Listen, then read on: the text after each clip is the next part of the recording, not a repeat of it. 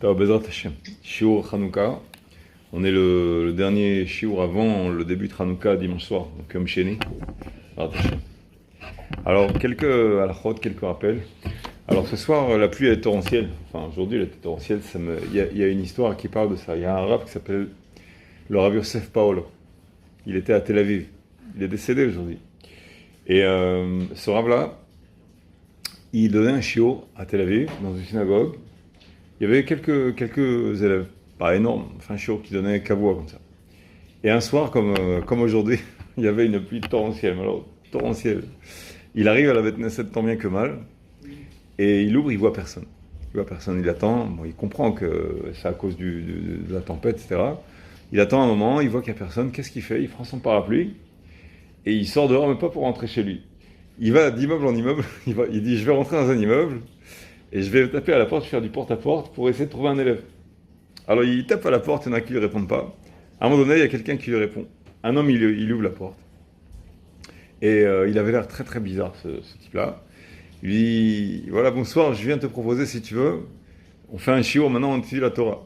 Alors l'autre, il le regarde comme ça, il était très intrigué. Il lui dit, qui c'est qui t'envoie? L'autre, il le regarde un peu agressé comme ça. Il lui dit, c'est Hachem qui m'envoie, Hachem m'envoie. C'est Hachem qui t'envoie? Il dit, oui, oui. Il dit, bon, je viens avec toi. Alors, il rentre chez lui, il met son manteau, et sous le parapluie, bon, ils vont tous les deux, ils étudient dans la synagogue. Et puis, depuis ce jour, il revient le lendemain, il est devenu élève kavouama, alors pas religieux du tout, pas là, il a fait tchouva, et c'est un mystère. Jusqu'à ce qu'après quelques années, le Rav Paolo, il est décédé. Et ils ont fait shiva dans la famille, et lui, cet élève-là, il est venu pour l'Enachem Otam. Et quand il est venu Nachem Otam, il leur a dit, je voudrais vous dire ce qui s'est passé avec moi. Il commence à leur raconter l'histoire qu'on ne connaît pas. Il dit qu'il y avait un soir où tellement il était écœuré de beaucoup de choses, il a eu beaucoup de déceptions, il a décidé de se mettre une potence dans son salon et de mettre la fin à ses jours. Et il a demandé, il n'avait pas l'habitude de prier, c'est pas un pratiquant, il a demandé à Hachem, il a dit Hachem, si tu as une objection, fais-moi un signe. Fais-moi un signe que tu as une objection. Il commence à se mettre à la potence, il a laissé sa griffe à la potence, et on tape à la porte. Tout d'un coup, il y a Laura Paolo qui ouvre, il le regarde et dit, qui c'est qui t'a envoyé là? Il dit, c'est Hachem qui m'a envoyé. Bon, si c'est Hachem, je viens. Et il dit, votre père, il m'a sauvé la vie. Comme ça. Comment? Incroyable cette histoire-là. Même Laura, il n'était pas au courant, il se sentait un peu embarrassé. C'est quoi ce regard? Qu'est-ce qui se passe? Et voilà une histoire. Donc en fait, ça me rappelle ce torrent-là, ça me rappelle cette histoire-là. Il y a eu le Nishmato, je crois que ça s'appelle Yosef Paolo. Yosef Paolo? Ouais, un arabe à Tel Aviv. Bon, on va faire quelques halachot de Hanouka. Comme quoi il faut faire attention, je reviens sur l'histoire, comme quoi il faut faire attention pour n'importe quelle mitzvah qui parfois peut avoir l'air insignifiante. C'est pas... Il s'avère qu'il y a... Moi j'ai entendu du Rav Yosef Shani, il s'appelle. Non, c'est bien lui. C'est un rave important que j'ai entendu de lui, qui dit qu'on aura beaucoup de surprises dans le ciel. Et ça rejoint un peu la Gemara qui dit que le fils de Rav Yosef, de Rabbi Yosha ben Levi, je crois, il a fait une aléat neshama, enfin, il a eu une mort clinique, et quand il s'est réveillé, après qu'il a guéri, son père lui a dit, qu'est-ce qui s'est passé? Il a dit qu'il est monté en haut. Il dit, qu'est-ce que tu as vu? Il dit, j'ai vu le monde à l'envers. Comment ça à l'envers? Il dit Elionim mata, tartonim mala. Ceux qui étaient en haut, ils étaient en bas, et l'inverse aussi. Alors le Rabbi Yoshua, il lui dit non, ce que tu as vu, c'est le monde à l'endroit, c'est ici qu'il est à l'envers. Ça veut dire qu'il y a des gens, effectivement, qui font des mitzvot qui ont l'air insignifiantes, mais en réalité, il y a tellement d'obstacles à leur mitzvah, tellement et l'un des obstacles les plus importants, c'est que la mitzvah, elle a l'air insignifiante. C'est ça qui décourage. La personne, elle rentre, elle se dit qu'est-ce que je vais faire? Je vais le faire, je vais pas le faire. Qu'est-ce que je suis en train de faire? Je tape à la porte là, mais je suis fou ou quoi? Il y a des mitzvot où vraiment l'ennemi numéro un, c'est soi-même, mais parfois c'est du bon sens aussi. On se dit mais qu'est-ce que je suis en train de faire? Il pleut, il y a des choses qu'on fait qui ont l'air bizarres, mais il s'obstine, il fait la mitzvah, il sait pas que c'est une mitzvah qui a beaucoup d'importance, parce que justement il s'obstine sans applaudissements, sans admiration, rien, au contraire. Et il se prend des remarques, on lui dit qu'est-ce que tu fais, qu'est-ce que tu es en train de faire, mais tu es fou. Et lui il sait qu'il fait quelque chose qui est important, mais il craint le qu'en dira-t-on, l'œil, des gens qui ne comprennent pas les circonstances, etc., etc. Et ça, c'était le cas qui s'est passé dans la paracha de Shavua aussi. Par Shavua, on a avec Yosef Hatzadik. Yosef, il a été vendu en esclave. Et quand il a été vendu en esclave, alors il y a son frère Réhouven qui lui, qui était Benjamin, il n'était pas sur place à la vente en esclave. D'accord ? Mais Réhouven, lui, il était présent et il devait partir. Pourquoi ? C'était son tour d'aller servir son père en mitzvah de Kiboudav. Il devait aller servir son père. Et donc, il les a laissés. Mais avant de partir, il leur a dit, mettez-le dans un trou, et ne le tuez pas. Alors, la Torah, elle dit pourquoi elle a dit ça ? Pour sauver son frère. Il a vraiment eu l'intention de sauver son frère. C'est important de savoir pour sauver son frère. Pourquoi ? Parce que dans le trou, il y avait des scorpions, des serpents. Donc c'est pas du tout évident qu'il voulait sauver son frère. Quoi, tu le sors des mains de gens qui veulent lui porter atteinte pour le mettre dans un trou avec des scorpions et des serpents, c'est dingue. Surtout que la Halakha, elle dit qu'un homme marié qui tombe dans un trou où il y a comme ça des serpents et des scorpions, si on sait, s'il y a des témoins qu'il est tombé dans un trou comme ça, c'est pas la peine d'aller voir le cadavre. Chazaka, on sait que le type, il reviendra pas. C'est-à-dire la femme, elle est mouteret. Elle peut se remarier sans voir le cadavre. Donc, pour vous dire à quel point la Chazaka, elle est forte. Mettre quelqu'un dans un trou pareil, c'est pas du tout évident. Alors, il voulait vraiment sauver Yosef. La Torah, elle dit, pour sauver Yosef. Il a eu l'intention de sauver Yosef. Et il y a un Midrash Rabbah qui dit que si Réhouven, il avait su que la Torah, elle témoignerait de lui, qu'il voulait sauver Yosef, il aurait emmené Yosef sur ses épaules. Il aurait, jusqu'à son père, il aurait dit, Marpatli. Et il sait que ses frères, c'est des malabars, c'est des héros, c'est des giborim. Ils peuvent, on a vu à la fin de la paracha de Veigash, ils ont tous menacé de détruire l'Égypte. Et Yehuda, il dit, moi je prends trois districts, trois portes de l'Égypte. À lui tout seul. Ils ont détruit presque le palais, eux tout seuls. Ils avaient une force phénoménale. Shimon et Lévi, ils ont tué tout Shrem. 24 000 mâles, des hommes. Même qu'ils étaient après la Brit Mila, mais quand même. En plus, ils ont pris toute la Biza, et c'était des giborim. Alors lui, il sait Réhouven qu'il a affaire à 9 giborim pareil. Donc c'est pas évident quand même. Lui-même, il est fort. Mais quand même, c'est pas... La Torah, elle dit, s'il avait su que la Torah, elle témoignerait qu'il avait l'intention de sauver Yosef, il l'aurait emmené sur les épaules. Maintenant, moi, je vous pose la question. Je vous ai posé la question il y a quelques années. Pourquoi le Midrash, il dit, s'il avait su que la Torah, elle témoignerait de sa bonne intention, il l'aurait porté sur les épaules. Maintenant, moi, je vous pose la question inverse. Maintenant qu'il ne le sait pas, il ne sait pas, parce qu'il ne sait pas que la Torah, comment elle va être écrite, tout ça. Alors, donc il ne le sait pas dans la réalité. Mais parce qu'il ne le sait pas, alors il ne va pas le porter sur les épaules. Effectivement, il n'a pas porté sur les épaules pour moi son père. Il a laissé dans le trou. Il a été faire la mitzvah de respecter son père. Après, il est revenu. Il n'a pas trouvé Yosef. Il a dit, où est-ce qu'il est parti ? Où est-ce qu'il est passé ? Et il a compris que lui, il allait être, comment dirais-je, soupçonné éventuellement, parce qu'il est l'aîné, etc. Donc il a eu très mal. Il s'est dit, il était, non seulement, il avait de la peine pour son frère, il était embarrassé pour lui. Et moi, la question que je vous pose, c'est, quelle est la valeur ajoutée au fait que la Torah, c'est sûr qu'il y a une grande valeur ajoutée, mais pourquoi savoir que la Torah va témoigner de sa bonne intention lui aurait donné l'initiative ou la force de porter son frère jusqu'à son père sur les épaules. C'est une question que je pose. Vous avez une idée sur ça ? J'ai pas compris la question en fait.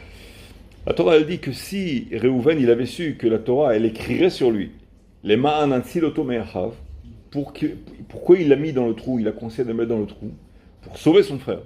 Alors, il a demandé de mettre dans le trou. Maintenant, si la Torah, elle dit que c'est pour le sauver, il l'aurait porté sur ses épaules et il l'aurait emmené jusqu'à son père Yaakov. D'accord ? Maintenant, moi, je pose la question. Maintenant, lui, il ne sait pas que la Torah, elle va écrire comme ça sur lui. Alors, donc, il n'a pas porté sur les épaules. Et la question, c'est qu'est-ce qui lui manquait ? Qu'est-ce qui lui manquait à Réhouven pour que, si la Torah, elle dit sur lui qu'il a l'intention de sauver son frère, alors il va le porter sur les épaules. De quoi il a besoin de savoir que la Torah, elle va écrire ça sur lui pour tout d'un coup décider, changer de décision et de prendre son frère sur les épaules et de dire à ses frères, non, je m'en fiche de ce que vous allez dire, etc. De faire fi de toute leur din rodef. Ils ont fait un jugement, hein. Ils ont joint la Shekhinah, ça c'est sérieux ce qu'ils ont fait. Alors il allait, comment dirais-je, contredire tout. Et pourquoi ? Parce que la Torah, elle sait que c'est pour sauver son frère. Mais s'il va contre un jugement qui est fait par les 9 frères et par la Shekhinah, à quoi ça sert de savoir que la Torah, elle dit qu'il a une bonne intention ? Vous comprenez la question ? Alors, la réponse, je l'ai trouvée dans Rabbeinu Al-Shir, le Rav Al-Shir. C'était un Gaon qui était du temps du Harizal, de Chacham Tzfat, du temps du Shulchan Aruch à Tzfat. Et lui, le Harizal, il recommandait d'étudier de sa Torah au Hachir. Il dit, Tilmedou me Torah Hachir. Pourquoi? Son livre sur la Torah, il s'appelle Torah Moshe. Torah Moshe. Étudier du Rav Hachir, pourquoi? Il disait le Harizal, parce que sa Torah, c'est l'une des 70 panim, des 70 phases de la Torah. Pourquoi je dis ça? Parce que souvent, ça arrive qu'il y a un vicouar, des chavrutot, ou même des gens qui étudient ensemble. Et il y a 3, 4 opinions différentes. Chacun, il dit une opinion différente. À la fin, au bout d'une demi-heure, une heure, bon, chacun, il n'a pas réussi à prouver. C'est pas grave. Allez, il y a Shivim panim la Torah. Il y a 70 panim. Alors, on est 3 ou 4. Chacun, il prend une phase de la Torah et chacun rentre chez lui content. D'accord? Mais le Harizal, il dit quelque chose qui a l'air de contredire un peu ça. Il dit non, étudier du Rav Hachir, parce que lui, c'est l'une des 70 faces. Ça veut dire, c'est pas du tout évident d'être l'une des 70 faces.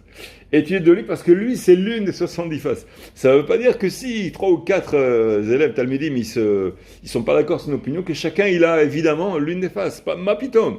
C'est pas évident d'arriver à l'une des phases de la Torah. Chacun, il a une opinion. Et peut-être qu'elle est erronée. Ça s'appelle pas une phase de la Torah.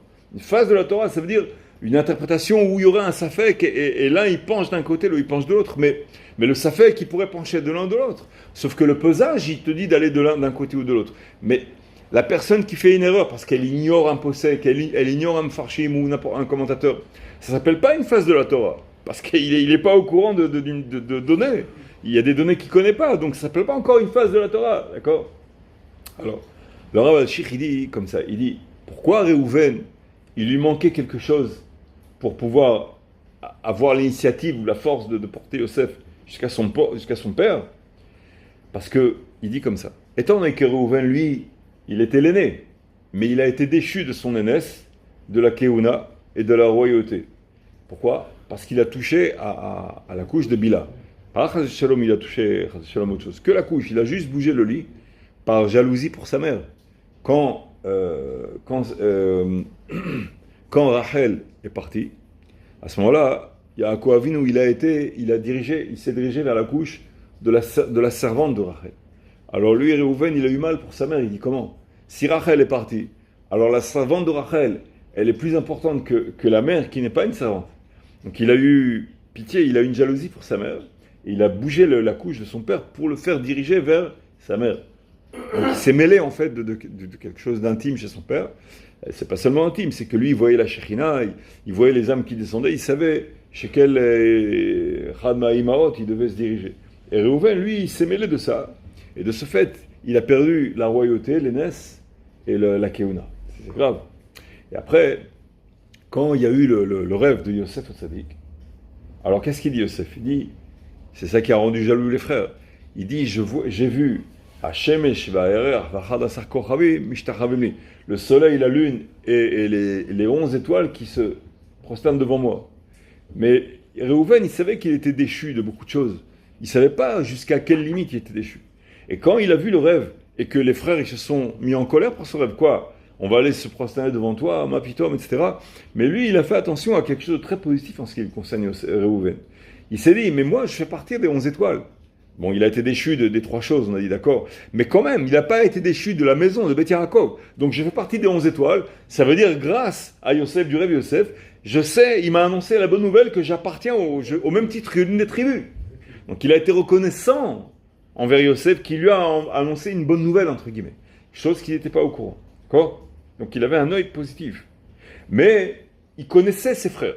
Ses frères, ils ne vont pas penser comme ça. Ils ne vont pas se dire, ah, Yofi, Yofi Lecha. Tu es l'une des tribus, estime-toi heureux. C'est pas comme ça. Les frères, ils ont pensé autrement. Ils ont dit, si Yosef, en arrêt d'Inrodef, ils ont jugé que Yosef, il était dangereux pour l'avenir de la famille. Ils voulaient Keilul Shtalet. Ils voulaient prendre le pouvoir de la famille sans arbitrairement, d'après eux. Ils n'ont pas compris que c'était Mamash Shamaim. Eux, ils n'ont pas su certaines choses qu'ils ont cru. Ils ont été inspirés par la jalousie, croyant bien faire pour la famille de Yaakov. Alors, ils se sont dit, ok, si Yosef disparaît, qui c'est qui va être soupçonné en premier? Ils se sont dit, c'est l'aîné qui a été déchu. Parce que l'aîné qui est déchu, lui, il est censé être jaloux de celui qui va le remplacer. Or, l'aîné déchu, c'est Réhouven. Donc toi, Réhouven, en réalité, tu es d'accord avec nous dans le jugement, la justesse du jugement.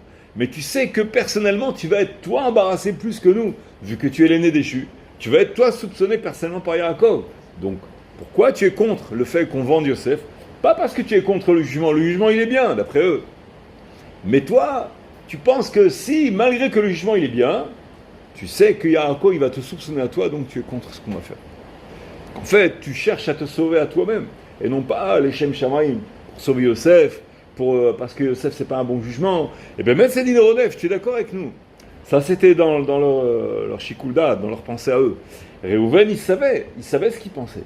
Donc il dit, si je sauve Yosef, ils vont me regarder, ils vont dire, ah, hypocrite. Tu cherches pas à sauver Yosef, tu cherches à te sauver toi-même. Et si tu n'étais pas l'aîné déchu, tu serais avec nous. D'accord? Donc il savait qu'il y aurait cette critique-là. Donc le Rabbeinu Shir, il dit, mais si il avait su que la Torah, elle témoignerait que non, c'est pas à cause de ça. C'est parce que Béhémet, son intention, c'est de sauver Yosef, et non pas pour se sauver lui-même. Donc s'il avait su que la Torah, elle témoignerait de sa bonne intention pure, mamash pour sauver Yosef, et non pas pour lui-même, il aurait été jusqu'au bout, il aurait sauvé Yosef jusqu'au bout sur les épaules, et Marpatli, les 9 frères, 9 Giborim, l'homme Anien. À ce Rabbeinu Shir, vous avez compris le raisonnement? Pourquoi il avait intérêt à ce qu'il sauve Yosef? L'intérêt personnel qui était le soupçon des frères, c'était parce que comme lui, à l'origine, le premier enfant qui est né de Yaakov, il est le premier fils de Léa, et le premier enfant Bichlal qui est né de Yaakov. Et non seulement ça, mais après dans les brachot, Yaakov, il va dire que c'est sa première goutte, que Yaakov Avinu, Choutzma Kavod, il n'a jamais eu de semence Levatala. Jamais. Il s'est marié à 60 ans, donc ça veut dire que toutes ces années-là, quand il s'est marié avec Léa Rachel, la première semence, c'était pour Reuven. Donc, Mamash Reshitoni. Donc, il était vraiment l'aîné à plein de sens du terme. Donc, lui, comme il était l'aîné, il est censé avoir la royauté, la Keuna et l'aînesse. Mais il a perdu les trois à cause de l'erreur qu'il a fait. D'accord? Maintenant, comme il a été déchu, en principe, quelqu'un qui est déchu, quelqu'un qui renvoie une société, il est PDG, il y a un PDG qui le remplace, en principe, il a de la jalousie. Il y a un peu de la jalousie, même s'il n'a rien à faire. Mais quand même, il voit le nouveau PDG, le nouveau Baalabait, le nouveau héritier, la personne qui a pris ce que lui, il pense qu'il aurait dû hériter de ça, même s'il comprend qu'il ne mérite pas. Mais quand même, il était à deux doigts de le faire. Il a une jalousie. Donc les frères, ils ont dit, tu vas être jaloux parce que toi, tu es l'aîné déchu. En tout cas, Yaakov, il va te soupçonner de ça. Et comme il va te soupçonner de ça, tu le sais très bien. Donc tu as tout intérêt à sauver Yosef pour ne pas être soupçonné toi personnellement.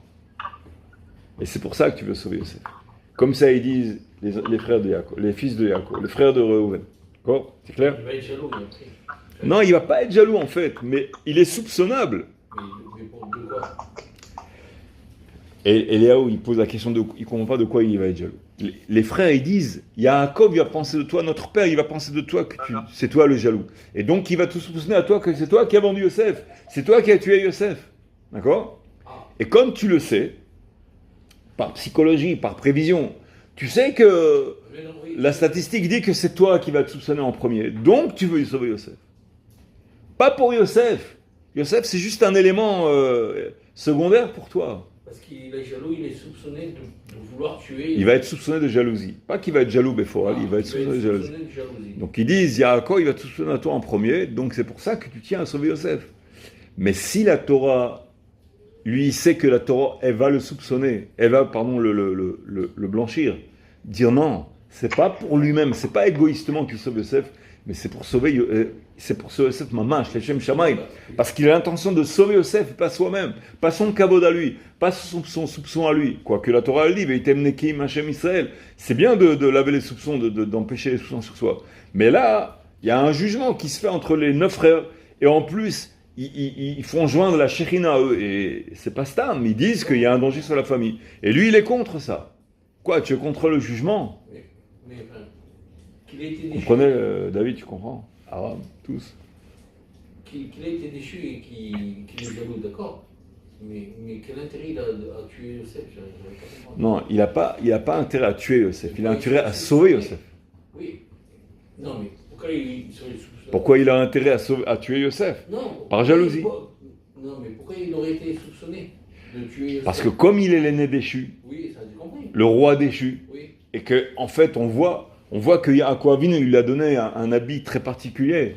qu'il y a des secrets dans cet habit-là. C'est un habit où il y avait beaucoup de kavanot. C'est pas Ça. Yosef qui reprend. Donc il a donné toute sa chokhma à Yosef. Ah, Il a fait hériter de sa chokhma. ah, d'accord. Et donc il dit, allô, c'est moi qui devais être l'aîné. Donc en fait, lui c'est qui comme est si l'aîné. Yosef il prenait sa place. Ah, c'est ça. Donc il aurait été soupçonné Ah, d'avoir éliminé D'accord. le concurrent numéro Ah, 1. d'accord. En fait, Bon. c'est lui le nouvel aîné, Yosef. Mais si la Torah, si Akash Bokhu Bochen Libot Klayot, celui qui sait scruter et scanner les cœurs et les cerveaux, les intentions, les pensées, la Torah elle-même, elle va scruter, elle va écrire formellement que non, la Kavana de Reuven, c'est pour sauver Yosef. Point. Alors si il avait su d'avance que la Torah, la Hatid Lavo, elle va écrire sur lui un pasuk miyuchad qui va témoigner de sa bonne intention pure, les Shem Shamaim, wow, là, Mahpati, il prend Yosef sur les épaules et il leur dit jugement, pas jugement. Je sais que la Torah, elle va témoigner de ma bonne intention. L'homme a un Tu as compris le truc? Oui, c'est bien, mais- Donc c'est pourquoi on disait ça, Vayeshev, on voulait parler de... Juste une autre question. Vas-y. Pourquoi la Shrina elle s'est mêlée de. Très bonne question. Il demande à Yahoo pourquoi la Shrina elle s'est mêlée. C'est pas parce qu'il manquait un. C'est une question très complexe, en fait. Là, j'avoue que j'ai essayé de trouver la réponse il y a longtemps, mais c'est complexe. Je prétends pas avoir la réponse. Je prétends juste avoir essayé de dénouer un peu cette énigme très énigmatique. Il y a des commentaires dans tous les sens, il y en a qui partent dans ce sens-là, dans l'autre. C'est dur c'est comme des cheveux, mamache en mêlée, on a du mal. Et c'est mamache la providence divine qu'on voit et on a du mal à capter la kavana de la providence divine. C'est beaucoup de sauts là-dedans. Alors, pour comprendre déjà, il y a déjà, il y a certaines bases, certains éléments qu'il faut connaître. Premier élément, c'est que Yosef, lui, il était Tzadik Esodolam. Tzadik Esodolam, c'est-à-dire qu'il avait un tafkid, un rôle particulier de sauver le monde. Pourquoi? Il était la réincarnation de l'âme de Noé. Noé, lui, il a été reproché par Hachem de ne pas avoir assez prié, pour la génération du déluge. Ce qui est en soi une énigme, parce que la génération du déluge, c'était des âmes qui étaient très, très, très, très dures. Et en réalité, c'est des âmes que parmi eux, beaucoup de Réchaïm d'aujourd'hui qu'on a, ce sont des âmes de la génération du déluge. Donc on voit la Rama de la Rishot, à quel point ils sont contre tout ce qui est Torah, tout ce qui est Torah. Enfin, mamash, tu vois les gens, encore une fois, ils sont contre, mamash, ils sont pour l'ennemi, ils s'occupent de savoir si les ennemis ils ont bien mangé dans les prisons, ça. Bon, voilà, sans donner de nom, d'accord. Mais tu vois qu'ils sont, mamash, partout, tu fais le bien, ils mettent, non, arrête-toi là, qu'est-ce que t'es en train de faire là? Ça, avec quelque chose qui va pas. Donc ça suffit pas qu'on a 15 000 ennemis, toutes les 70 nations contre nous. En plus, à l'intérieur, tu as les autres qui viennent, qui sabotent, qui changent les données, qui font des barres de Trakira, qui enferment les gentils, qui libèrent les méchants. Bon, enfin, d'accord? Allah, etc. Donc ces âmes-là, c'est des âmes très, très, très, très dures, très rebelles. Donc Noach, il a vu ça, et il s'est fait reprocher par Hachem de ne pas avoir assez prié pour eux. Tu vois la Ramat Sitkut de Noach, l'exigence. Elle était très dure envers Noach. Et de ce fait, Hachem Barach, il a reproché, et 2 fois dans le Pasuk, mais dans le même Pasuk pratiquement, dans l'Aftara on voit ça, le déluge, il a été appelé Noach, les eaux de Noé. C'est pas Stam pour un moyen ménotechnique, parce que c'était d'Afka à l'époque de Noach, mais c'était pour aussi faire une relation de cause à effet que Kivrol, ça a été attribué à cause de Noach. Pourquoi? Parce qu'il n'a pas assez prié. Vada, ils avaient des fautes à eux. C'était eux qui étaient fautifs de leurs propres fautes. Mais il aurait pu les sauver du fait qu'il aurait pu les sauver dans son niveau de tzidkout, ça lui a été comme un reproche. Bon. C'est pas lui, Chaz Shalom, qui a fait toutes les fautes, qui est fautif à cause de nous. C'est à un niveau de tzidkout pour lui. Donc il a dû revenir en Gilgoul pour sauver le monde comme il a sauvé. Il a été Megulgal, réincarné chez Yosef Hatzadik et chez Moshe Rabbeinu quand il a dit à Hashem Yitbarach Im aïn mehinam sifrecha. Quand il a dit si tu acceptes pas de pardonner à Israël, à ce moment-là, efface-moi Et il savait très bien que le monde ne peut pas subsister sans Moshe Rabbeinu. Donc il a fait exprès. Il s'est mis en otage qu'Hachem il peut pas retourner. Il peut pas l'éliminer. Alors il fait une paracha juste pour comment dire, Jatzed Chova Kivrol. Mais en réalité, il savait très bien que Hachem, il était Kivrol, obligé. Mais c'était un test pour Moshe Rabbeinu qui devait réparer la faute de Noach. D'accord? Et Noach, il est revenu chez Yosef, et Yosef, il devait sauver le monde entier. Et quand il a sauvé le monde entier? Par la famine, qu'il a nourri le monde entier. D'après ces commentateurs-là, il a nourri le monde entier, il a sauvé le monde, donc il a réparé Noach. Donc attention, le rôle de Yosef, c'était pas simple. Il devait descendre en Égypte pour en arriver là. D'accord? Deuxième chose, c'est écrit aussi, Chazal, ils disent que si Yosef Hatzadik, il n'était pas descendu en Égypte, à ce moment-là, c'est son père qui aurait dû descendre en Égypte, enchaîné. Donc il était en fait le pare-choc, si tu veux. Troisième chose, il est descendu en Égypte, il a amorti l'exil aussi de tout en Israël. Un peu comme sa grand-mère, Sarah Imenou, son arrière-grand-mère. Sarah Imenou, elle aussi, elle a été kidnappée par Pharaon en Égypte. Farshim, ils écrivent que grâce, entre guillemets, grâce à son kidnapping, c'était en fait équivalent à Israël qui a été kidnappé, tout en Israël, avec toutes les âmes qui étaient la mère de tout en Israël. Et elle a amorti l'exil du fait qu'on aurait pu ne pas le supporter, et grâce à elle, on a pu le supporter. Pareil pour Yosef aussi. D'accord ? Et quatrièmement, il a fait faire Brit Mila à beaucoup d'Égyptiens pour quelques raisons que, comment dirais-je, pour que les faire, d'abord, il les a fait balloter, exiler d'une maison à l'autre pour amortir aussi l'exil, qu'on se sente moins exilé. D'accord ? Il a fait beaucoup de choses en fait, Yosef. Il avait un tafkit qui était très rachav, très, très large, très complexe. Donc il devait descendre en Égypte et il a amorti aussi pour son père, ce qui est rare. D'accord ? Alors ça, la providence divine voulait que Yosef y descende. Pourquoi ça devait passer par ce biais-là ? Là, Bemouflé Moufra Altidro, je ne sais pas. Ce qui est trop profond, on ne sait pas. On arrive juste à éplucher légèrement, on voit quelques trucs, mais il y aura d'autres énigmes parce que c'est très complexe comme épisode. Alors la question que tu as posée, pourquoi Hachem il voulait que ça descende ? Pourquoi la Shekhinah elle s'est mêlée ? Donc la Shekhinah, elle savait pour une raison qu'on ne maîtrise pas. Elle savait que Yosef devait descendre. D'accord ? Maintenant, il y a des commentateurs qui disent que les frères, pourquoi ils ont vendu Yosef ? C'était à cause de l'influence de Lavan. Ils ont habité chez Lavan. Une bonne partie des enfants, ils sont tous nés chez Lavan. Et l'influence de Lavan a fait que ça leur a injecté une dose de Yetzara qu'ils ont pu faire une chose pareille. Tu vois, ça s'entremêle. Il y a beaucoup de choses qui s'entremêlent. Lavan, c'était une clipa très grave. C'était une clipa, un Yetzara qui était très très fort. À la fin, pourquoi on n'appelle pas Lavan Avinu ? Un grand-père pareil, c'est notre grand-père biologiquement parlant. Mais il ne s'appelle pas Lavan Avinu. Pourquoi ? C'est notre grand-père, je sais pas. Parce qu'en réalité, la Gemara dans Sanhedrin, je fais un ékesh, la Gemara dans Sanhedrin, elle dit quelqu'un qui ne croit pas au Olam Haba. Befirouche, il est kofer au Olam Haba. Olam Haba, il n'y croit pas, d'accord ?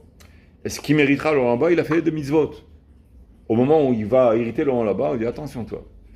Tu as été kofer au Olam Haba, donc tu es, entre guillemets, privé de Olam Haba. D'accord ? Il y a un problème. C'est contradictoire. Tu ne peux pas hériter de quelque chose que tu as été koferbo. Tu as exprimé que tu ne crois pas à ça. D'accord ? Même s'il le mériterait, il a fait certaines mitzvot, mais il a été kofer, il a perdu. Maintenant, Lavan, lui, il avait une descendance extraordinaire, tout en Israël. D'accord ? Mais qu'est-ce qu'il a fait ? Il a fait une brite, une alliance avec Yaakov, et dit à partir de ce jour, on fait une brite, on se tourne dos à dos. D'accord ? Et il a dit, avant cela, il a dit, il a dit, j'ai les moyens, la force de vous faire du mal. Si ce n'était Hachem qui m'a empêché hier, est-ce que je vous aurais fait ? Ça veut dire, son intention, elle est quoi ? De vous tuer. La Gada de Pesach, elle dit, Arami Oved Avi. C'est quoi Oved ? C'est au présent. Arami Oved Avi. C'est quoi ? C'est qui Arami ? C'est Lavan Arami. Et la Gada, elle dit, Arami, Lavan Arami, il nous détruit, il nous a détruit. Mais attends. Bamitzut ne nous a pas détruit. Il a eu l'intention de nous détruire, mais il ne nous a pas détruit. Pourquoi la Gada, elle dit que Lavan Arami nous a détruit ? Pourquoi ? Parce qu'il avait une intention tellement mauvaise que la Torah elle lui considère comme s'il l'avait fait. Mamash. Oh. C'est comme s'il l'avait fait. Il n'a pas fait pourquoi ? Parce qu'il l'a dit lui-même. J'ai les moyens de vous détruire, mais si ce n'est que Akadosh Baruch Hu, il m'a empêché. Et il se vantait de ça. C'est-à-dire, il se mettait comme en concurrence avec Akadosh Baruch Hu, quelque part. Comme s'il est comparé quelque part. Bon, Akadosh Baruch Hu, ok, il est plus fort que lui, ça va. Donc, mais il est quand même comparé. Il est sur la compétition. Il a reçu, genre, Zarma, lui, la médaille de bronze, et Akadosh Baruch Hu, la médaille d'or. Donc, il est dans la compétition, tu vois. Il se vantait donc de son intention de détruire Israël, de ne pas avoir réussi uniquement parce que Hachem l'a empêché. Donc, la Torah, elle lui compte comme si il a, Béhémet, détruit Israël. Donc, comment tu veux qu'il reçoive un mérite pareil d'avoir une descendance comme toi, Israël ? Alors que lui-même, il a l'intention de détruire. Vous comprenez ? C'est pour ça qu'on l'appelle pas Lavan Avinu. Parce que son intention, elle est contraire. Ok ? Donc maintenant, par rapport à Satouma, lui, il a une clipa très forte. Lui, il est lié avec Bil'am Rasha. Bil'am Rasha, il a une clipa que c'est l'œil, le mauvais œil. Et c'est l'œil il était borne. Bil'am, Eliaou, il était borne Bil'am. De quel œil il voyait avec prophétie noire, c'est-à-dire les malédictions qu'il voulait maudire, tout ça. De quel œil il voyait les malédictions? Avec son œil borne, pas avec l'œil ouvert. L'œil qui était borne avec celui qui veut. C'est une clipa muredet, un yetzara murad qui est attribué au rapace qui s'appelle Aya. Le rapace qui est capable de voir depuis l'Irak un cadavre en Eretz Israël. Il est capable de le voir pour aller le dévorer. Donc c'est un œil qui est mauvais, qui est très perçant, mais c'est une clipa. Une tzad yetzara, du tzad sitracha, pas du d'akdusha. C'était l'Havana, Rami, Bilam Arasha, etc., etc. Donc attention, il y a une influence néfaste. À cause de cette influence néfaste, ça a mal influencé sur les Bnei Yaakov, et ils ont eu comme une suggestion de vendre Yosef. Ça a pu se produire de ce fait-là, d'accord? Mais comme tu as posé la question, pourquoi la Shekhinah elle s'est mêlée ça? D'abord, c'est eux qui ont mêlé la Shekhinah. Et la Shekhinah, dans les 10 martyrs, à Tisha B'Av, qu'on parle des 10 martyrs, chaque martyr, il est Keneged, c'est-à-dire il a une correspondance avec l'un des Bnei Yaakov, l'un des fils, Naphtali, Shimon, Lévi, etc. D'accord? Et donc c'est 9. Mais 10 martyrs, ils sont 12. Oui, mais il y en avait 9 qui étaient dans la vente, il en manquait un, c'était la Shekhinah. Et donc il y avait 10 martyrs. Alors la question c'est, quel est le martyr qui était compté pour la Shekhinah? Il y a un des martyrs qui a été torturé et tué. Pour la Shekhinah, qui c'était? C'est connu. C'est Rabbi Akiva, le plus fort de tous. Le plus fort de tous, le plus racham de tous, Rabbi Akiva, lui, il a été tué, assassiné, et épluché, mais qu'il a dit Hachem Elokeinu Hachem Echad, Shema Israël, etc. C'était Keneged HaShekhinah. Tu vois que c'est profond, c'est un match amok. On ne peut pas vraiment rentrer, parce qu'on peut poser plein de questions. Alors il n'aurait pas pu faire ça d'une autre façon, sans l'exil, etc. On n'en finit pas avec les questions. Tu vas te poser une très très bonne question. Mais la vérité, la réponse, elle est très dure à trouver. Il y a d'autres couchiottes encore. Il y a d'autres couchiottes encore qui sont dures, qui sont beaucoup plus complexes que ça. On n'en finira pas, parce que c'est un épisode qui est vraiment très, très beau, très complexe. Et beaucoup de psychologie. Mais malgré tout, on récapitule, on dit juste que les Bnei Yaakov, eux, ils avaient une intention qui était entre guillemets bonne par rapport à leur jugement. Ils voulaient sauver la famille de Yaakov. Et Réhouven, lui, il a compris que c'était une erreur. Et il savait qu'il était soupçonné à tort de se sauver lui-même. Si la Torah avait témoigné de sa bonne intention, il aurait sauvé Yosef. D'accord? Et on a une confirmation de ça un peu plus tard, quand on va avoir la confrontation entre les frères, les Bnei Yaakov, ils vont rencontrer Pharaon. Et quand ils vont rencontrer Pharaon, alors Pharaon, il va se, comment dirais-je, il va se comporter d'une manière étrangère et dure, très suspicieuse. Il leur dit, Meragli Matem, vous êtes des espions et vous êtes séparés dans toutes les portes de l'Égypte parce que vous êtes des espions, etc. Il les a enfermés, enfin, Bekitso, il a été dur avec eux. Bon. À un moment donné, il a tellement été dur avec eux qu'il parlait, soi-disant, par le métargem, par le traducteur. Et à un moment donné, eux, ils croyaient vraiment qu'ils ne comprenaient pas l'hébreu puisqu'il y avait le traducteur. Alors, ils se sont dit entre eux en hébreu, ils se sont dit entre eux, mais on est en train de payer à cause de notre frère qu'on a vendu en Égypte. Et il entend ça, Yosef. Et à un moment donné, il s'est mis à pleurer à cause de ça. Il s'est levé, il a été pleuré, il est revenu. Et Réhouven, il a intervenu quand il les a entendus dire ça. Il leur a dit, mais non. Il dit, mais je vous avais dit de ne pas vendre votre fils, de ne pas vendre votre frère. Moi, je vous avais dit. Yosef, il entend ça. Donc, il ne savait pas. Et maintenant, quand il dit ça, il les réprimande. Eux, ils ont avoué leur tort. Mais Réhouven, il les réprimande. Mais pourquoi tu les réprimandes? Eux, ils avouent leur tort maintenant et tu les réprimandes. Attends, laisse-les avouer, faire vidouille. On a fauté, on a eu tort, etc. C'est bien. Pourquoi ils les réprimandent? T'as compris, Stéphane? Il y a un des commentateurs qui dit pourquoi ils les réprimandent? Parce que eux, ils ont dit, dans la phrase qu'ils ont dit, c'est le pérouge suivant. Ils ont dit, on est fautif parce qu'on n'a pas eu pitié de notre frère. C'est-à-dire, on a bien fait de le vendre, mais on s'est mis à table et on a mangé pendant qu'il est en train de pleurer et de crier dans le trou. Pourquoi? Parce qu'on a fini le jugement, d'après la halakha, quand on finit le jugement, on a le droit de manger. On s'est mis à table, on a mangé. Et notre frère, il est en train de pleurer, on s'est mis à manger. On n'a pas eu pitié. C'est-à-dire, on aurait dû le vendre, c'est bien qu'on l'a vendu, mais on n'aurait pas dû manger. Alors Réhouven leur dit, non, vous n'avez rien compris. C'est pas parce que vous n'avez pas eu pitié, parce que vous êtes mis à tabler. Votre jugement, il était faux. Pourquoi? Il leur dit dans le pasouk, Amarti lechem al tishtachou atigu bayaled. Ne touchez pas à l'enfant. Il avait 17 ans. C'est pas tout à fait un enfant. Hein? Rivka Imeno, elle s'est mariée à 3 ans. Donc les enfants à l'époque de 17 ans, c'est pas comme aujourd'hui où ils se marient à 30 ans et à 28 ans la mère elle dit mon fils, il est encore petit. C'est pas encore ça, tu vois. Donc il avait 17 ans. Mais Réhouven, lui, il disait non, ce sont des rêves d'enfant, il rêve qu'on va se prosterner devant lui. Laisse-les rêver, c'est un enfant qui rêve. Qu'est-ce que vous en avez fait un din rodef? Il faut le tuer, il faut le vendre. Atigou bayalet, c'est un enfant, ce sont des rêves d'enfant. Et vous l'avez jugé d'inrodev, comme si c'était un adulte qui est avec des mésimos, qui est tout exprès, intentionnellement, qui a des mauvaises intentions, qui va détruire la famille Yaakov. Vous vous êtes trompé dans le jugement. Et donc il les a réprimandés. C'est pas que vous êtes, parce que vous vous êtes mis à table, vous avez mangé, mais c'est bien d'avoir rendu. Ma pitom. Et dans ce sens-là, il les a réprimandés. Non, vous n'avez pas encore compris pourquoi Hachem Yitbarach, il nous fait ce Mida Mida avec cette histoire de Pharaon qui nous prend pour des espions. Et ça, vous n'avez pas encore compris. Et tout ça, qui c'est qui entend ça?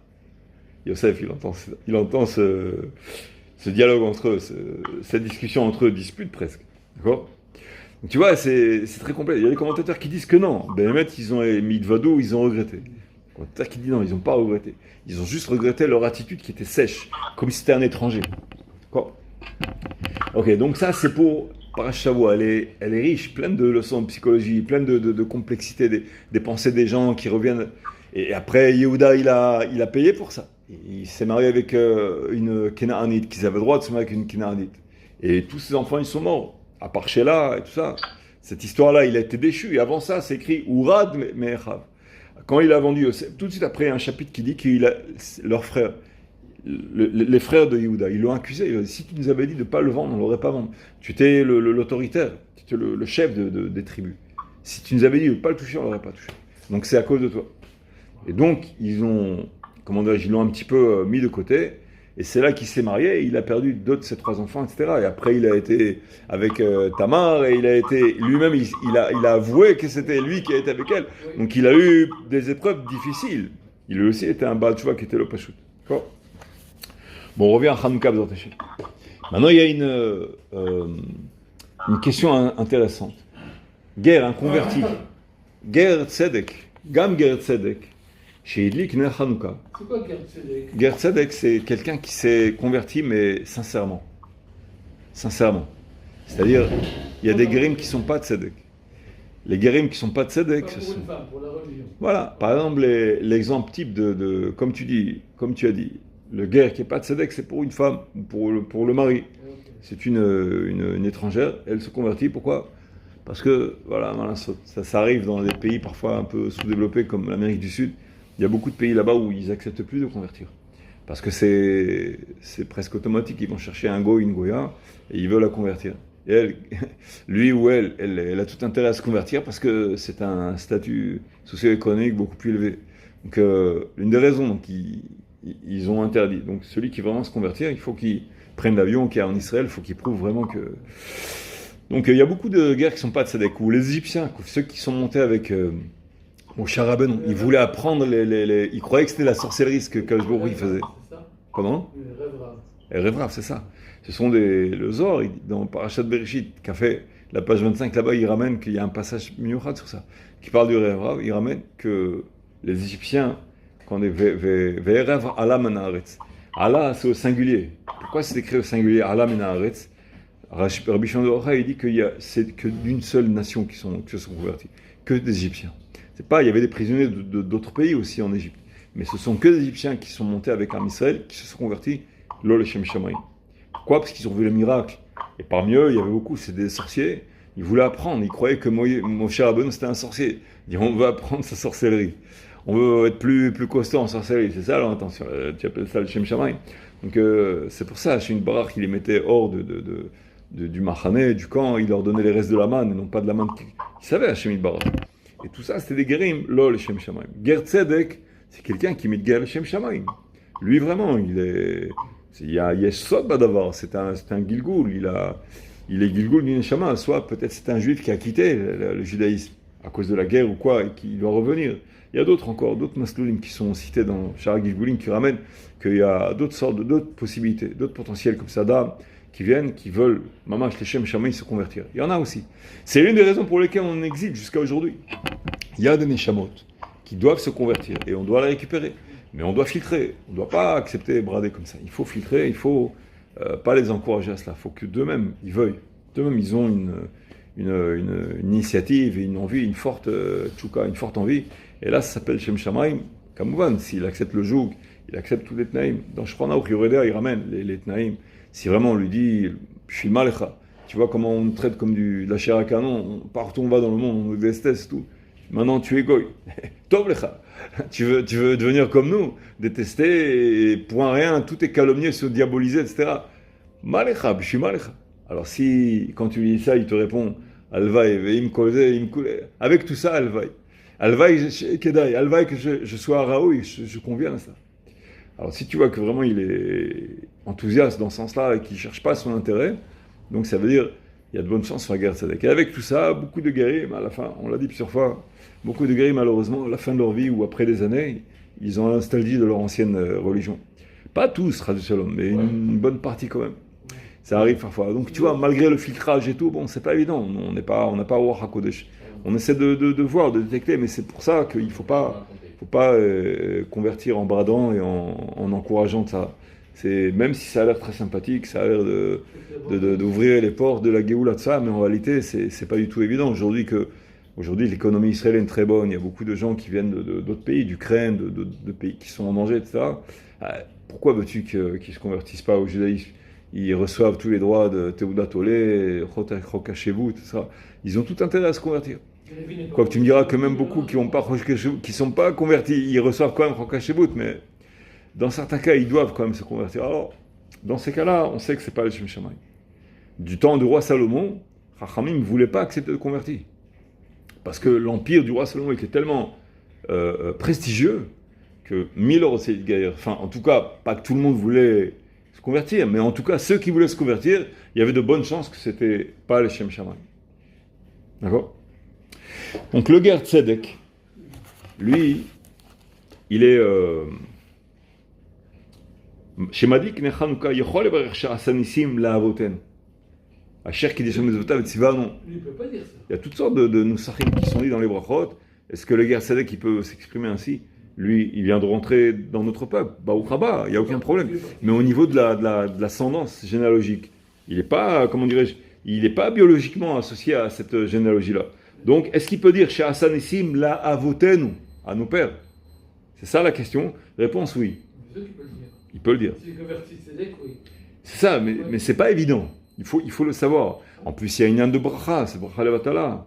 Si tu dis que c'est pas vrai, alors c'est peut-être un safek bracha levatala. Donc il faut savoir, il faut être sûr de ce qu'on dit. Il faut savoir que mamash mutarlo. D'accord, mitzvah. Abraham, la personne, elle n'est pas née juive. C'est ça, elle n'est pas née juive. La personne n'est pas née juive, donc c'est Abraham, Yitzhak, c'est pas ses pères. Oui, mais notre religion, elle est telle que c'est pas un peuple qui est uniquement biologique. D'accord?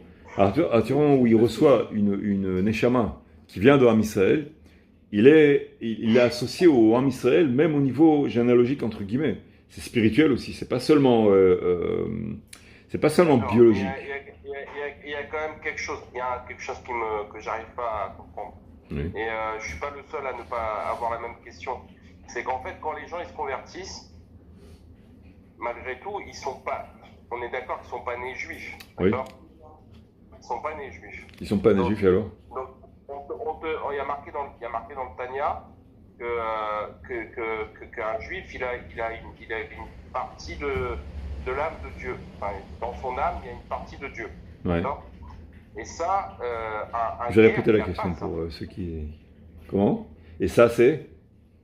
Il ne reçoit pas le guerre. Un guerre, il n'a pas ça. Si, il va recevoir ça. Badaï. Le Tanya, il rapporte au début, vers le début, il parle de ça. Le Tanya à Kadosh, cette semaine, c'était Yom HaGeoula, c'était avant-hier, je crois. Kaftet de Kislev. Yutet, pardon. Yutet Kislev. Alors le Tanya à Kadosh, il ramène ça. Et il dit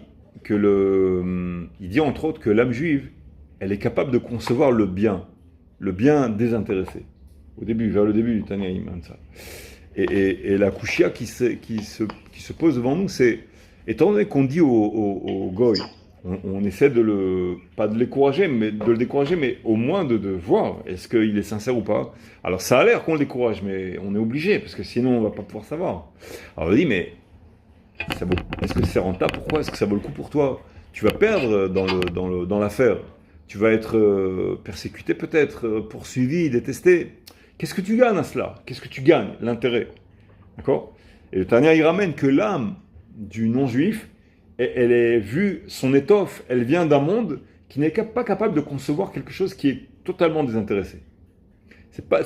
On ne lui reproche pas ça, parce que, au contraire, il fait certaines choses qui cherchent un intérêt. Il cherche l'intérêt malgré que ça va aider beaucoup de gens. Donc, kola kavod. Mais le juif, lui, c'est une exigence supplémentaire pour le juif, parce que lui, oui, il est capable de concevoir quelque chose qui est complètement désintéressé. Donc, on exige d'un juif d'arriver au stade où il est vraiment désintéressé, et pas du goy. Donc, c'est pas forcément c'est aussi pour le juif une exigence supplémentaire. C'est une responsabilité supplémentaire. Mais la question reste, comment le goy, lui, il est capable de désirer de se convertir alors qu'il n'a pas intérêt à se convertir? Il n'a pas l'intérêt. On prend la couchia, David? Ouais. Alors, là-bas, dans le Tanya, le Tanya Mevoa, les Mefarshim, la série qui est en noir, comme ça, il pose cette couchia-là. Et il dit qu'on est obligé, en fait, de comprendre d'admettre que le goy, vu son passé de réincarnation, en fait, tous les mérites qu'il a pu concevoir, en fait, pour mériter de rentrer dans une trajectoire de conversion, de rentrer dans Am Israël, Am Segula. À ce moment-là, lui, il a un tel mérite que Akadosh Baruch Hu, il a donné une âme, même quand il était goy, qui était capable de concevoir quelque chose qui est quand même le Shem Shamaim un petit peu. Et de ce fait, il est capable de désirer, tchouka, une envie très forte, de rentrer dans Am Israël, même qu'il sait qu'il n'a pas intérêt, au niveau intérêt matériel, au niveau prestige, renom, être apprécié, tout ça, tu vois. Dans les infos, on parle de toi comme si tu étais un torchon, n'importe quoi, tu vois. Toujours, on est accusé, diabolisé, etc. Il sait qu'il n'a pas vraiment intérêt à cela, et pourtant, il le désire. C'est que ça contredit l'étoffe de l'âme classique du goy qui n'est pas capable de concevoir ce bien. Donc, de ce fait, le Tana, il dit que non, vu qu'il a un mérite, qu'il a emmené sur les rails du désir de la conversion, donc il a été capable de ça. Bon. Donc tu vois que même avant, la question que tu poses, c'est que toi tu dis après la conversion, comment il a une âme qui est juive? Et le Tana il dit, la conversion, avant la conversion, comment il est capable déjà de concevoir quelque chose qui ressemble au judaïsme? Tu comprends? Donc quand il est converti, qu'il est immergé dans le mikveh, on lui fait la brit mila, c'est un homme. D'accord? Et c'est jugé, c'est observé par un beddin, etc. Il est testé aussi. On l'envoie quelquefois, ce sont les pays, dans des familles juives, il y a des témoins, il y a des superviseurs qui viennent, qui témoignent, qui voient comment ils se comportent, etc. À ce moment-là, une fois qu'il sera immergé dans le mikveh, etc., à ce moment-là, il reçoit encore une âme supplémentaire qui est juive, mamash, chez Am Israël. Bon, c'est sûr, dans la Kabbalah, il y a quelques différences, mais il est juif à 100%, il n'y a aucune différence au niveau de la halakha, au niveau de la spiritualité, ou Ben Israël, ou Ma'ator Am Israël, au point où même, si un jour après, il le regrette, il ne peut pas, c'est irréversible, c'est fini. Regarde un cas par exemple qui est plus dur que ça encore. Un cas, le Shulchan Aruch qui pose une question comme ça. Dans, je crois, Resh Samechet, là où il parle des guérim. Samechet Vav, je ne suis plus dans ces heures-là. Alors, il pose la question, il dit, il y a une femme qui s'est convertie, elle a un enfant de 5 ans, pas encore avant la bar mitzvah. D'accord? Donc il a été conçu comme un goy en fait. Quand il est né, il était goy. La mère était goy. Le père était goy, donc il était goy. La mère, elle s'est convertie, mais il est mineur encore. Il n'est pas à bar mitzvah. Alors elle l'entraîne derrière elle. Il est converti entre guillemets presque automatiquement, mais à la condition que quand il arrive à l'âge de bar mitzvah, on attend un certain jour pour lui parler, à peu près dans les eaux où il sera bar mitzvah, et on lui dit, on veut savoir si il confirme qu'il est juif ou pas. S'il confirme qu'il est juif, ou alors il est Shoma Mitzvot, tu vois il fait toutes les brachot, il met les tefilines, il va prier, il se rebiffe pas contre la religion, tu vois.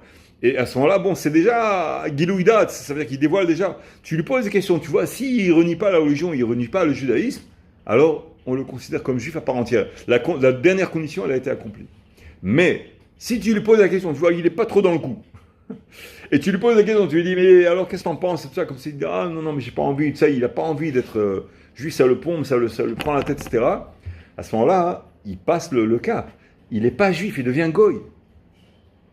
Ça dépend de cette condition. D'accord? Et le Shulchan Aruch, il dit quelque chose d'intéressant. Il dit, et si Gilad Da'ato, il a accepté d'être juif, et 2 jours après, il dit non, j'ai plus envie, tu vois? Comment on le considère celui-là? Shulchan Aruch, il dit, on le considère comme un juif renégat. Un juif qui enfreint la Torah. Pas comme un goy. C'est-à-dire, tu vois, le palier, il est très... Il faut être, comment dirais-je, vif, vigilant dans ce stade-là pour savoir comment jauger, tu vois. Pas non plus lui poser des questions pour exprès l'éjecter. C'est pas ça le but. Ni par force pour le faire entrer. Il faut que ça vienne de lui. Voir quelle est son intention à lui. Mais si il est rentré dans Israël, même du fait que l'inertie qu'il a habitué, Misvot, ça lui plaît, etc. Après, à 14 ans, il dit je regrette, je veux plus. Trop tard. Ça devient un juif qui a renié son judaïsme. À ce moment-là, toute l'histoire, qu'il devient rachat, etc. Et même si toute sa vie, il vit comme un non-juif, etc. Après, il sera obligé de se réincarner dans des réincarnations très dures pour réparer le mal, la nuisance qu'il a fait à son âme, etc., etc. C'est pas du tout un goy qui, lui, il veut pas se convertir. Il n'y a pas de mal. Un goy qui ne veut pas se convertir, il n'y a pas de mal. Il n'y a aucun mal à cela. D'accord? Il perd, mais il n'y a aucun mal. On lui reproche rien. On le regarde pas comme un... Dans notre religion où il faut l'éliminer. Pas du tout, hein, putain. Il y a des religions où non, on le regarde comme s'il il était mamash mécréant. Bon, c'est pas comme ça chez nous. Nous, il y a le fait qu'il y a Am Ségoula, mais Am Ségoula, c'est... Comment dirais-je? C'est une grosse responsabilité. C'est la locomotive, quoi. Pas tout le monde peut être locomotive. Il y a quelqu'un qui roule en bicyclette, il roule très bien. Mais tu le mets à locomotive, le pauvre, là, qu'est-ce qu'il va faire? Donc, c'est un super moteur. Mais c'est un super masloul. Avec tu vas être persécuté, tu vas faire plein de mitzvot. Allô, c'est pas n'importe qui peut faire ça. Il y a un gars qui se convertit au judaïsme. Soit une fois à 5 ans, on ne lui demande même pas son avis au petit. Il devient juif. Oui, mais il faut passer par le stade où on lui demande. Oui, j'ai compris la question, mais il faut passer. La halakha, elle dit que s'il est né non-juif et qu'il a été entraîné par sa mère, il pratiquement.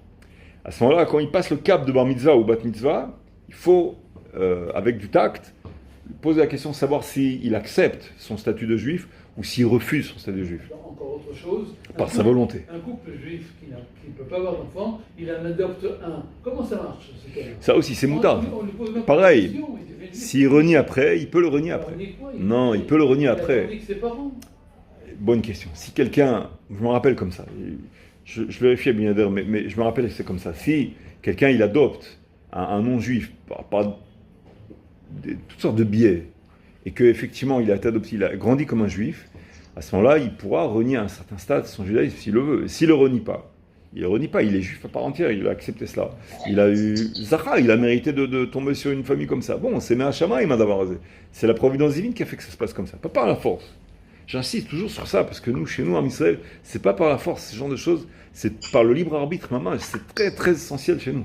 Le libre arbitre, laisser la personne décider ce qu'elle veut. Quand il y a le choix, hein, je parle de quelqu'un qui est entre les deux feux, un non-juif qui hésite, quoi. C'est pas par la force chez nous. Il n'y a pas l'histoire de menaces. Un juif ne peut pas renier sa religion parce qu'il a comment dirais-je, son âme a été sur le mont Sinaï. D'ailleurs, un juif qui... La semaine dernière, on a parlé de ça, ou il y a 2 semaines. Il y a des... J'ai connu des juifs comme ça. Je l'ai dit. J'ai connu un juif qui était... Plusieurs même. Un, il me disait, mais il était dans une ambiance à l'école, mais vraiment le Leicester. À l'école, c'était... Il posait des questions sans arrêt. Qui c'est qui croit en Dieu? Mais il se moquait de lui, carrément. Genre la pression, tu vois, l'achatz revrati. Celui qui parle, qui croit en Dieu, genre le pigeon, tu vois. Maman, c'est l'opium du peuple, le débile, le deb qui... alors, t'as honte de dire une chose comme ça. Alors, à un moment donné, c'était son tour, on lui pose la question, et toi? Il peut pas renier. Pour être classe chez les copains, il a peut-être envie, tu vois, mais il me disait, sa bouche n'obéissait pas. C'est pas possible. Il y a un tremblement, quelque chose, une antimatière, quelque chose. C'est comme s'il s'efface de la nature. Il n'est pas autorisé par le read-only memory de l'ordinateur. Ceux qui savent que c'est la partie intégrale qui peut pas être effacée de l'être. Il n'est pas autorisé à dire une chose comme ça. Il peut pas. Et il va se prendre toutes sortes de douches froides à cause de ça. Tu vois, on se moquait de lui, mais Ed Malasot. Donc ça, c'est quelque chose, c'est le moule divin de Am Israël, que notre âme, elle était au mont Sinaï. Et les 2 premiers commandements des 10 commandements, on les a entendus directement d'Akadosh Baruch Hu. C'est ça qui est écrit. Alors Frida, il fait cette remarque. Le passage qui dit Torah, Tziva Alonu Moshe, Moracha Keilat Yaakov. Torah, c'est le premier passage, l'un des premiers psukim qu'il faut apprendre à l'enfant quand il est petit. Torah, Tziva Alonu Moshe. C'est quoi la gematria de Torah? 611. Tav, Vav, Reche, 611. Pourquoi c'est pas 613? C'est presque 613, allez. Les Mkoubalim ajoutent le kollel, ça fait 612. On n'arrive pas à 613. D'accord? Pourquoi? Parce que le Rav Frida, il explique comme ça. Il dit, il y a 611 mitzvot qu'on a appris de Moshe Rabbeinu. Torah Tzivalonu Moshe. Mais il y a 2 mitzvot qu'on n'a pas appris de Moshe Rabbeinu. Les 2 premiers commandements. Anochi Hashem Elokecha Asher Asetam Mitzrayim. Lo yelecha Elohim achirim al panai. Je suis l'Éternel ton Dieu et tu n'auras pas d'autre Dieu. Ces 2 commandements hyper centrales de la Emouna Psissi de tout Am Israël, on l'a entendu directement de la bouche de Dieu et à chaque commandement, l'âme elle est sortie du corps, on est entre guillemets mort clinique ou mort comme tu veux, elle est revenue, Triatametim. Encore mort au 2e commandement et Triatametim. Qu'est-ce qu'Am Israël a dit? Allô Moshe, tu peux les autres mitzvot, tu peux, je t'en prie, tu peux les écouter et nous les dire toi, qu'on va pas sans arrêt mourir 611 fois. Alors Moshe Rabbeinu, il nous a transmis, et donc 611 mitzvot, Moshe Rabbeinu les a transmises. Donc Torah, 611, Tziva Alanu Moshe, mais pas les 2 premiers. Moracha Keilat Yaakov. Et donc on a l'héritage de le moule divin d'Hashem Barach. Tu sais ce que c'est? Une âme qui a entendu sur le mont Sinaï, dans le feu, la loi de feu, qui a été moulée sur le feu, les 2 commandements de la bouche d'Hashem Barach. Alors ensuite, cette âme-là, elle se réincarne des centaines de fois. Elle revient à l'école, je sais pas, dans le 11e ou 15e arrondissement. Tac, on lui dit, attends, qui c'est qui croit en Dieu là? Il est avec les copains, il veut dire peut-être la même chose pour faire classe, mais il peut pas. Il peut pas. Son âme, elle a été moulée sur le mont Sinaï. Il peut pas faire ça. Il n'y a pas l'autorisation. Et s'il le fait, c'est dommage qu'il a... Le Hetzara, il est très fort, mais il se sent très mal. Mais dans beaucoup de cas, il peut pas. C'est quoi Moracha? Moracha, c'est l'héritage. Bon. Il y a qui disent Meorasa, Bedrouche, Meorasa, c'est-à-dire le fiancé, Meoras. D'accord? Atikra, Moracha, et la Meorasa. Il y a eu comme une fiançailles. Il y a beaucoup d'halachot de mariage qui sont apprises du Mont Sinaï. Le Khatan, la Kala, etc. Donc c'est pour revenir à la question de Stéphane, l'âme de Am Israël, elle est comment dirais-je, elle est un peu particulière. C'est pas stam, on veut. Alors ok, c'est bon, c'est sûr. Un juif, il s'assoit à table avec des goïms, bon, eux, ils mangent taref, du porc, n'importe quoi pour ça. En Baria, ils font rien de mal, d'accord? Le juif, il dit, mais quelle est la différence? Lui aussi, qu'est-ce qu'on fait? Lui, il mange aussi, quel est le problème? Non, lui, c'est autre chose. Lui, c'est une âme qui a été moulée au Har Sinaï, il peut pas faire une chose comme ça. C'est une Maserati dans laquelle tu mets du diesel, du gasoil dedans, ça va pas. Alors bon, c'est quoi ta voiture bidon là? Moi, tu vois mon gasoil comme il fait du tonnerre, il ramasse des locomotives. Ouais, mais la Maserati, c'est si tu mets le bon carburant, c'est Chamari Barès. Alors le juif, lui, il a un peu comment dirais-je, il comprend pas son rôle. Il est à côté de la plaque, il est à côté de ses pompes, comme on dit. Il dit non, moi je veux mettre du gasoil comme mes copains de la classe. Et pourquoi je peux pas être comme eux, mettre du gasoil dans mon truc? Mais toi, il y a une très belle parabole qui parle de ça. Il y a une parabole qui parle de un aigle qui volait dans les cieux. Et il a un œil très perçant. On a dit les rapaces, ils ont un œil qui peuvent détecter de très très très loin. Il voit quelque chose au loin en bas. Il dit ça, je dois descendre, c'est pas possible. Qu'est-ce qu'il voit? Il voit un petit aiglon qui est en train de piailler avec d'autres petits oisillons, mais alors des petits oisillons de poulailler, tu vois. Pour un aigle, c'est bidon, tu vois. C'est quoi ces oisillons de bidon, tu vois. Qu'est-ce qu'il fait là-bas? Il descend, il arrive, il débarque, il l'observe, il dit mais c'est pas possible, je rêve, il se pince et tout, bon, tu vois, pour l'histoire. Il peut pas se pincer, il a pas de... Enfin si, il peut en fait, il a des... Et puis, bon, il regarde, il dit mais qu'est-ce qui se passe? Alors il appelle, il dit hé, toi là-bas? Il dit ouais, je te connais. Alors il dit mais qu'est-ce que tu fais là? Et il dit qu'est-ce que je fais là? Mais c'est mon poulailler, c'est ma mère, mes frères et sœurs. Il éclate. T'es quoi, ta mère, tes frères et sœurs? Il éclate de rire. Il dit mais pourquoi tu te moques de moi? Il dit, non, je me moque pas, il comprend, tu vois, le gros malentendu, tu vois. Il dit, mais tes ailes, tu les bouges parfois? Il dit, je te raconte pas, j'essaie de les bouger, j'arrive pas, elles sont trop lourdes. Pourquoi j'ai des ailes trop lourdes? Tiens, tu peux me dire pourquoi j'ai des ailes trop lourdes et mes frères et sœurs, ils ont des ailes toutes légères. Alors il dit, attends une seconde, j'arrive. Il prend un petit vol, il revient 3 minutes après, avec un bon morceau de viande, un cadavre qu'il a trouvé. Il dit, goûte ça. Il dit, qu'est-ce que c'est? Il dit, goûte, c'est bon pour ce que t'as. Il dit, qu'est-ce que... Non, c'est bon pour ce que t'as. Il goûte la viande. C'est bon, c'est bon. Il dit, mange un autre morceau encore, il jette. Après qu'il lui laisse manger, il papote à même vue. Il dit, bouge tes ailes pour voir. Les ailes, elles bougent toutes seules. Il dit, mais qu'est-ce qui se passe? Mon garçon. Il dit, viens, approche-toi un peu. Alors il comprend que l'autre, il dit, appelle-moi tonton, allez, appelle-moi tonton. Allez, il dit, viens, il le prend, il l'emmène sur un arbre, allez, vole, essaie de bouger tes ailes, allez, paresseux, vole comme ça. Au bout d'une demi-heure, il lui fait son premier baptême de l'air, tu vois. Il fait bouger à droite, à gauche comme ça, il arrive un petit peu à voler. Alors il comprend, il dit, maintenant tu veux retourner au poulailler? Il hésite. Tu veux manger encore des petites miettes de pain là-bas, des petites trucs comme ça? Il dit, Burk, il ramène-moi de ton gâteau là, comment t'appelles ça? Il dit, c'est de la viande, il faut que tu manges de la viande. Il faut que je te fasse voltiger, tu fais un cours de voltige. À la fin, il arrive, il commence à comprendre, et il dit, bon allez, 6 mois, il arrête comme ça. Tu es un aigle, mais après, dans l'air, il dit, mais dis-moi, t'étais sérieux? C'est vraiment, tu croyais vraiment que c'était frère et soeur? Et après, il dit, mais comment t'es tombé là-bas? Il dit, mais je sais pas, il a dû tomber d'un nid ou quoi, n'importe quoi, mais bon, pour l'histoire. Cette parabole, ça, c'est un Israël. C'est le juif typique qui se retrouve dans un bled et il veut être comme tout le monde. Et il piaille comme, il veut manger comme tout le monde ce qu'ils mangent les poussins. Bon, il n'y a pas, enfin, entre guillemets, il n'a pas de mauvaise intention, mais c'est un aigle. S'il mange ce qu'il mange, lui, ça va lui nuire, ça va pas rentrer dans la Maserati, ça va pas lui faire ce qu'il faut. Et lui, s'il mange sa nourriture à lui, spirituelle, la Torah, ce qu'il doit manger, kasher, etc., il va faire des voltiges. Et s'il reste sur terre, mekourka, comme les avions qui bougent jamais, il va rouiller, il peut pas rentrer dans le stationnement d'un parking avec un F-35. C'est pas possible. Donc il veut se comparer par force aux petites voitures mini ou n'importe quoi, il veut être comme tout le monde. Mais en réalité, non, c'est un F-35, baba, tu es un F-35. Tu peux pas, c'est pas pour aller dans le supermarché acheter acheter des soufgagnottes à Sranouka, c'est pas pour ça qu'on a un F-35. Pour aller en Iran, c'est pour faire des choses aller-retour, c'est pour que le monde entier, il se dit, waouh, comment ils ont fait? Mais c'est un F-35. Tu comprends? C'est pas pareil. Tu as des bombes qui pèsent des tonnes. Tu comprends?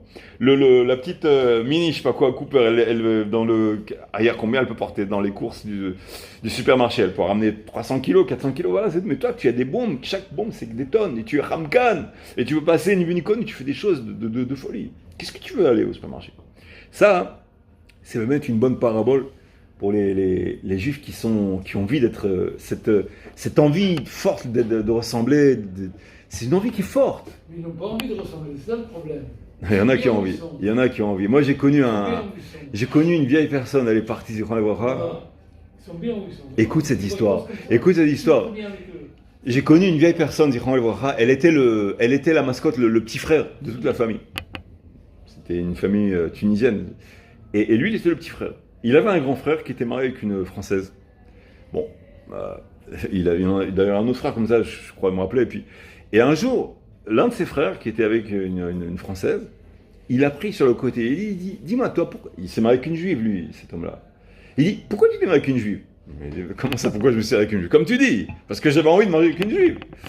Et il dit quoi, non? Il dit, parce que t'as pas pu te débrouiller une Française, c'est pour ça. Mais quel rapport? Il dit, allez, à vous. Il était sincère, l'autre. C'était pas une manipulation, genre. Il était vraiment sincère. Il avait l'impression d'avoir monté dans l'échelle sociale ou réussie. Il avait vraiment une échelle de valeur. Dans son échelle de valeur qu'il a acquis par son exil, par son assimilation. Vraiment, Béhémet, il croyait que c'était la réussite. Et apparemment, je crois peut-être même il est parti comme ça. Donc il n'a pas compris à son sens, nous on n'a pas compris. Son frère il n'a pas compris. Mais au sens de l'autre, il dit mais c'est vraiment un dialogue de sourds. Non, ma putain, vraiment je voulais me marier avec une fille. Non, c'est pas vrai. Il était tellement rentré dans le moule de l'assimilation qu'il ne pouvait même plus comprendre sans une explication peut-être plus, tu vois. Mais il n'était pas du tout d'accord de comprendre juste comme ça. Ma putain, non, tu te mens à toi-même que que tu as envie de prendre une juive. Je dis ma pitom. L'autre il dit ma pitom, l'autre dit ma pitom. Donc c'est vraiment un dialogue de sourds. Donc c'est ça, c'est l'aigle, tu prends tous ces paraboles-là. En fait, c'est vrai. Tant que le juif il n'est pas conscient de son potentiel, de sa force, de sa mission, de tout ce dont sa responsabilité aussi, tu vois. Et toutes ces choses-là. Mais il ne comprend pas ce que tu veux de sa vie. C'est pas méchant, mais c'est la réalité. Bon, hier, Ratzon Shalom, Shabbat Shalom, Bezrat Hashem Barach. Shalom. Shalom.